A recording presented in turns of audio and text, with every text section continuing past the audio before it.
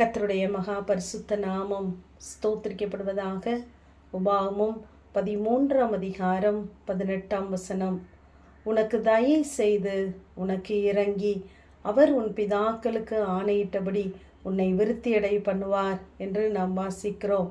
நம்மை விருத்தியடைய செய்கிற தேவன், நம்மை பெருக பண்ணுகிற தேவன், நமக்கு தயை செய்கிறவராய், நமக்கு இரக்கம் பாராட்டுகிறவராய், நம்மோடு கூட இருக்கிறவராய்.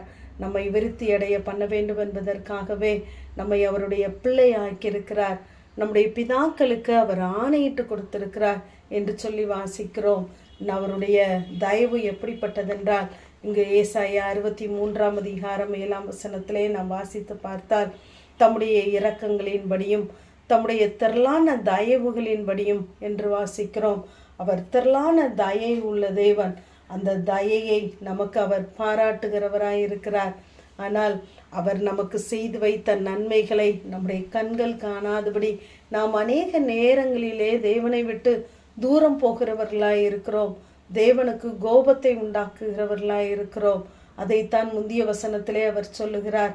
உன் தேவனாகிய கர்த்தரின் கற்பனைகளை எல்லாம் நீ கை கொண்டு உன் தேவனாகிய கர்த்தருடைய பார்வைக்கு செம்மையானதை செய்யும்படி அவர் சத்தத்திற்கு செவி கொடுப்பாயானால் அவர் தமது கோபத்தின் உக்கிரத்தை விட்டு திரும்பி உனக்கு தயை செய்வார், உனக்கு இறங்குவார், உன் பிதாக்களுக்கு ஆணையிட்டபடி உன்னை விருத்தியடைய பண்ணுவார் என்று சொல்லுகிறார்.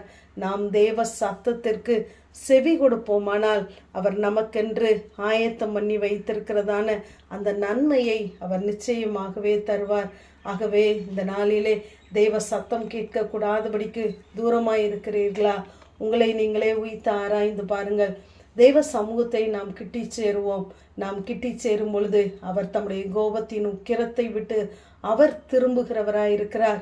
நமக்கு தயை செய்கிறவராய், நமக்கு இரக்கம் பாராட்டுகிறவராக இருக்கிறார். இங்கு யோவான் 21ஆம் அதிகாரத்திலே இயேசு கரையிலே வந்து நிற்கிறார். அங்கு சீஷர்களுக்கு தரிசனமாகுகிறார். அப்பொழுது அவர் யார் என்று சீஷர்கள் அறியாதிருக்கிறார்கள். அங்கு பேதுருவாகிய சீஷன் அவரை கர்த்தர் என்று அறிந்து கொண்டான். அப்பொழுது ஏதாகிலும் இருக்கிறதா என்று கேட்கிறார் இயேசு. ஒன்றும் இல்லை என்று சொல்லுகிறார்கள். 12ஆம் வசனத்திலே அவர்களிடத்திலே ஒன்றும் இல்லை என்று அறிந்த இயேசு அவர்களை நோக்கி, வாருங்கள், போஜனம் பண்ணுங்கள் என்று சொல்லுகிறார். அங்கு அப்பத்தையும் மீனையும் அவர் அவர்களுக்காக ஆயத்தப்படுத்தி வைத்து அங்கு அழைக்கிறவராயிருக்கிறார். ஏனென்றால் அவர்கள் கடலிலிருந்து 200 முறை தூரத்திலே போய் சென்று கொண்டு வந்து கொண்டு இருந்தவர்கள். ஆகவே நம்முடைய தேவையை அறிந்து, நம்முடைய இல்லாமையை அறிந்து அவர் நம்மை நிறைவாக்க போதுமானவராகவே இருக்கிறார். நம்மளிடத்திலே மனிதன் குறைகளை காண்பதற்கு எதற்காக என்றால் நம்மை குறை சொல்வதற்கு. ஆனால் கர்த்தர் நம்மிடத்திலே குறைகளை காண்பாரானால் அதை நிவர்த்தி செய்வதற்காகவே நம்மை நோக்கி பார்க்கிறவராய், நமக்கு தயை செய்கிறவராய், நமக்கு இறங்குகிறவராக இருக்கிறார். ஆகவே தெய்வ சமூகத்திலே நாம் கிட்டி சேருவோம். தெய்வ சத்தத்தை கேட்க பழகுவோம். தேவன் நம்ம மேலே வைத்த திட்டங்கள் மகா பெரியவைகள். ஆகவே அவர் அதை திட்டத்தை நிறைவேற்றுவதற்கும் நம்மை ஆசீர்வதிப்பதற்கும் நம்மை பழுகி பெருக பண்ணவும் அவர் நம்மை மறுபடியுமாய் சேர்த்து கொள்ள விரும்புகிறார். நமக்காய் ஆயத்தம் பண்ணி வைத்த நன்மைகளை நம் கண் காண வேண்டுமென்றால், நம்முடைய செவிகள் கேள்விப்பட வேண்டுமென்றால், நாம் அவற்றை சுதந்திரிக்க வேண்டுமென்றால் தேவ சத்தத்திற்கு நாம் செவி கொடுப்போம். தேவ கோபத்தை விட்டு நாம் விலகுவோம். அப்பொழுது தேவன் நமக்கு தயை செய்து நமக்கு இறங்கி நம்முடைய பிதாக்களுக்கு எதையெல்லாம் செய்வேன் என்று ஆணையிட்டாரோ, வாக்கு பண்ணினாரோ, வாக்குத்தத்தமான வார்த்தைகள் கொடுத்தாரோ, அதையெல்லாம் நாமும் நம்முடைய சந்ததியும் சுதந்திரிக்கும்படி நம்மை விருத்தியடைய பண்ணுவார். ஆமென். ஜெபம்.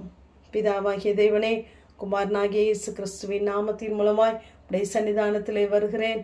உனக்கு தயை செய்து உனக்கு இறங்கி உன் பிதாக்களுக்கு ஆணையிட்டபடி உன்னை விருத்தியடைய பண்ணுவார் என்ற இந்த நாள் வேத வார்த்தையின்படி கர்த்தாவே, உடைய பிள்ளைகள் இந்த நாளிலே உடைய வார்த்தைக்கு செவி கொடுத்து மனம் திரும்பும் பொழுது, தேவ சத்தம் கேட்டு சித்தம் செய்கிறவர்களாய் மாறும் பொழுது நிச்சயமாகவே தயை செய்கிற தேவன் உடைய திரளான தயவை பொழிந்தருளுவீராக. உடைய இரக்கங்கள் 1000 தலைமுறை மட்டும் உள்ளது. அந்த இரக்கங்களை பொழிந்து ஆசீர்வதிப்பீராக. இயேசுவின் மூலம் ஜெபங்கேளும் எங்கள் நல்ல பிதாவே. ஆமென்.